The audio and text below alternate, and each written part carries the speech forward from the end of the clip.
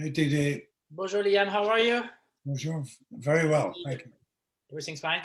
All right, let's start by something that is kind of new here. I mean, you're no stranger to action movies. That's a non-fact. But this one is different.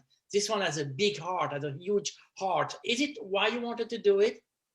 Sure. Yeah, very, very much so. And I've had quite a lot of experience over the years of working with children.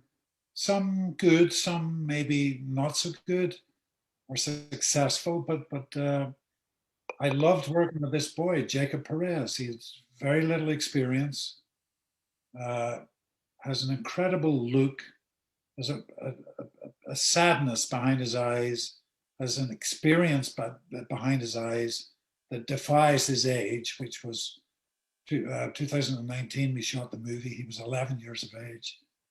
But when he smiled, it was like the sun came out from behind the clouds, you know. He was terrific to work with. I learned so much from him. His focus was amazing. He could go into these quite emotional scenes with extraordinary ease. And it was all truth. He was incapable of lying while he was acting. Do you know what I mean? Absolutely, and it's always kind of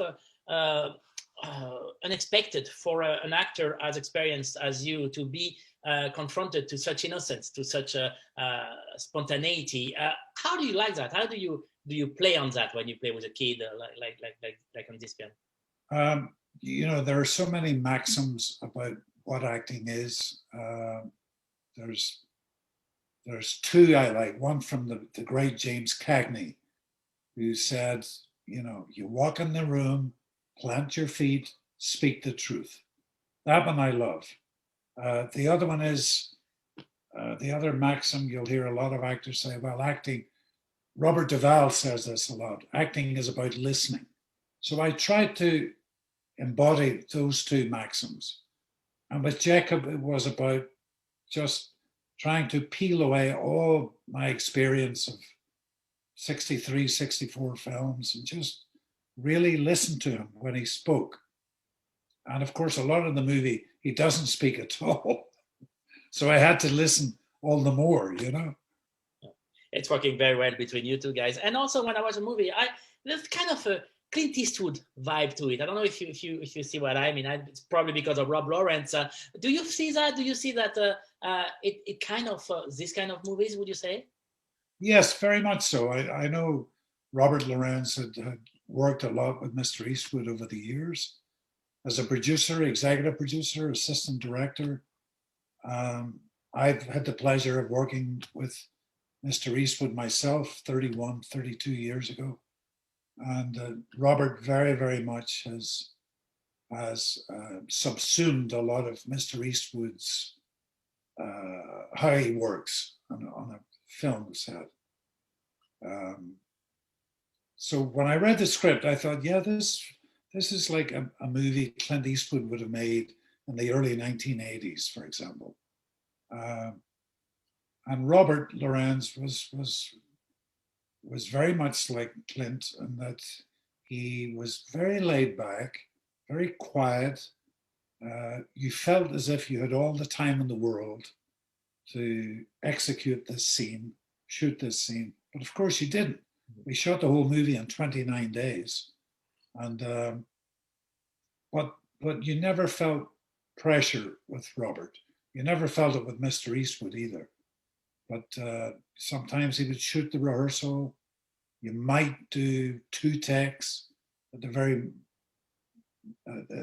very maximum, you did 3.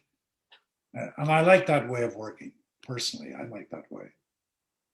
And it's a beautiful character. I mean, it's a guy who come back from the war. He's out of this world, very nostalgic. And how to play this kind of character? How to give such? I mean, you're doing a great job doing that, giving him so much dimension, so much multifaceted to the character. How to approach this kind of nostalgic character? Well, thank you for that. I appreciate that. You know, I just I read a lot of about veterans coping with having fought in the Korean War, which is known as the Forgotten War. Certainly the Vietnam War.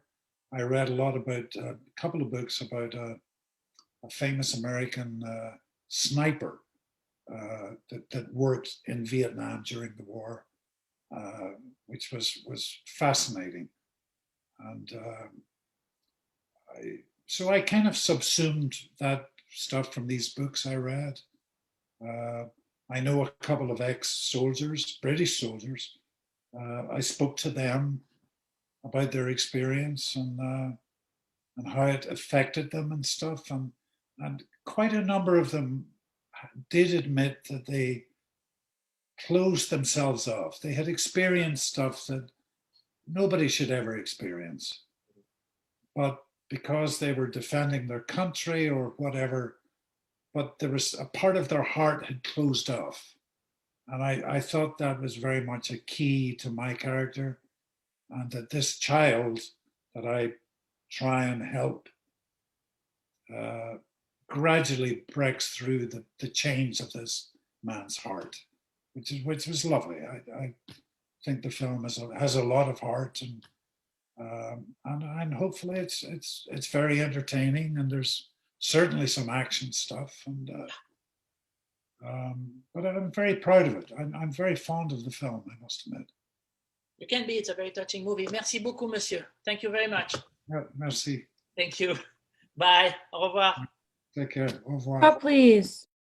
今度のリーアム・ニーソンは的中率 100% の男。託されたのはメキシコ麻薬カルテルに狙われた少年。 My cousin in Chicago. I don't give a shit, but taking you to your family in Chicago. それは命がけの逃避行。 He just needs someone to give him a chance. You're taking him to her family. マークスマン